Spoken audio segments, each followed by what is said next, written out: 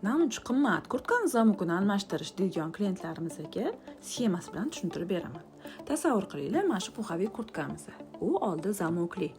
Yana bitta variantimiz bo'ladi.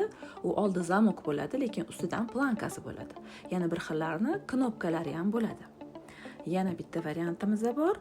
U usti zamok ko'rinib turadi, lekin plankasi ichidan bo'ladi. Ya'ni shamol kirmasligi uchun, suv kirmasligi uchun shunaqa fasollarimiz bo'ladi. Endi bu kurtkamizni mana shu plankasini birinchi so'kib olishimiz kerak bo'ladi. Plankani ustidan ham chokib berilgan bo'ladi. Ustiga chokini so'kamiz, keyin plankani kurtkadan ajratib so'kib olamiz.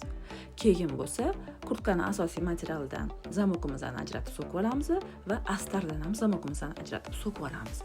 Ko'rasizlarmi, уже nechta ish bajarildi, hali so'kish jarayonida bu. Aytgancha bularning hammasi kurtkamizning yeng qismini ichida astardan choki bo'ladi, bir qarach. O'sha chokini so'kib tashlab turib, kurtkaning ichiga kirib bajariladi. Keyin bularning hammasini xuddi shunaqa qilib yangi zamokka birinchi asosiy materialiga, keyin astariga, keyin plankalarni birin-ketin ulab, kurtkamizni bitiramiz. Nech pul deb o'ylaysizlar? Nech pulga arziydi bu ishimiz? Yana kamiga mana bunaqa taqab kitobga qoqib qo'yilgan kurtkalar ham bo'ladi. Endi bularga zamokka qaytib ulash tasavvur qilinglar. Qanaqa bo'larkin bu? Nima deb o'ylaysizlar?